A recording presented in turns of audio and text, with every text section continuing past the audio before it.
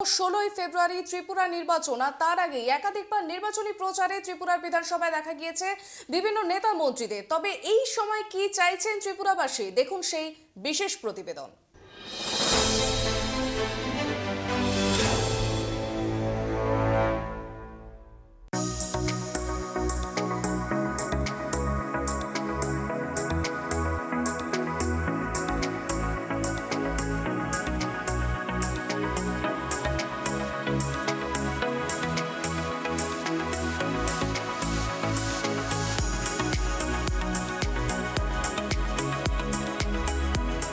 দেশের বিধানসভা নির্বাচনে পরিবর্তন না প্রত্যাবর্তন, কি চাইছেন ত্রিপুরাবাসী?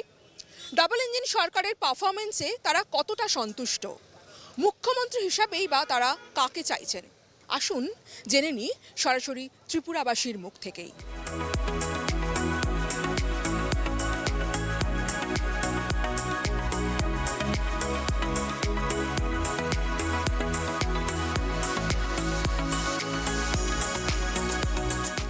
কি মনে হচ্ছে এবারের ত্রিপুরার পরিবর্তন না প্রত্যাবর্তন হবে?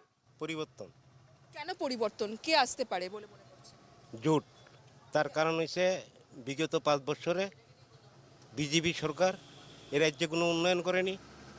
গরিবের জন্য কোনো কিছু, বেকারদের জন্য কোনো চাকরি সংস্থা নাই, এবং উন্নয়নের যে হয়েছে এটি বিগত গভর্নমেন্টের আমলে এই এরা শুধু ধোঁয়ামুছুই করতে করতে 5 বছর কাটাই লেছে।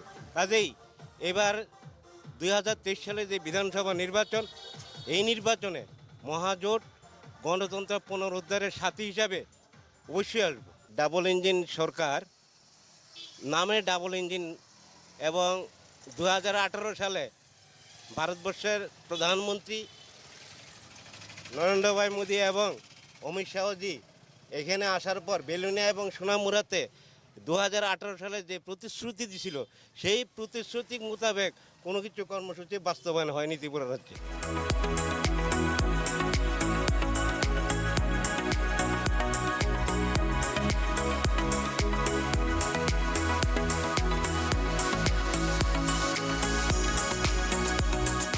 পাঁচ বছরে ডাবল ইঞ্জিন সরকার যা যা কাজ করেছে তাতে আপনারা কতটা সন্তুষ্ট? কাজ তো হয়েছে, ভালোই হয়েছে। ভোটের আগে অনেক কিছু হয়েছে। রাস্তাঘাট তো ভালোই দেখছি। আগরতলাতে তো সেরকম কোনো প্রবলেম মনে হচ্ছে না। রাস্তাঘাটও ভালো, এরপর এডুকেশন বা চিকিৎসা সবই তো ভালোই হচ্ছে, খারাপ কি। এরপর জবও তো অনেকই হলো। আমার ঘরেও, নিজের ঘরে 2টো জব এসেছে, গভর্নমেন্ট জব। তো প্রবলেম তো আমার মনে হচ্ছে না কোনো কিছু। কে কি বলছে এটা আমার বোঝার নেই।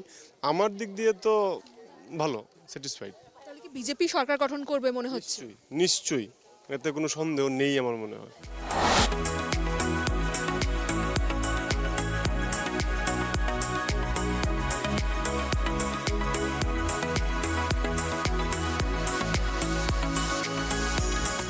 গত 5 বছরে ডাবল ইঞ্জিন সরকার যা যা কাজ করেছে তাতে আপনি কতটা স্যাটিসফাইড? একবারে না। কেন?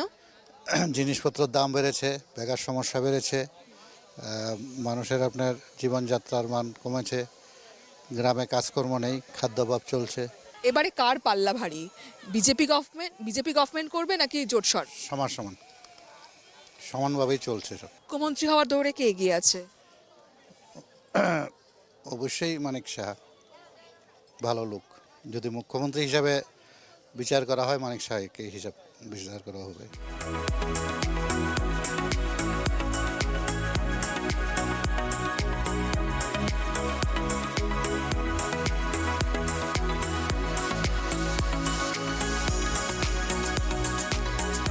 मैं जो मानती हूँ, मुझे लगता है कि सब कुछ ठीक ही है। मेरी तरफ से ठीक ही है सब कुछ। महिला को लिए काम हुआ है? हाँ, हुआ है बहुत। अब क्या बताऊँ, बहुत सारे काम हुआ है। फिर भी मुझे लगता है और भी कुछ करना पड़ेगा।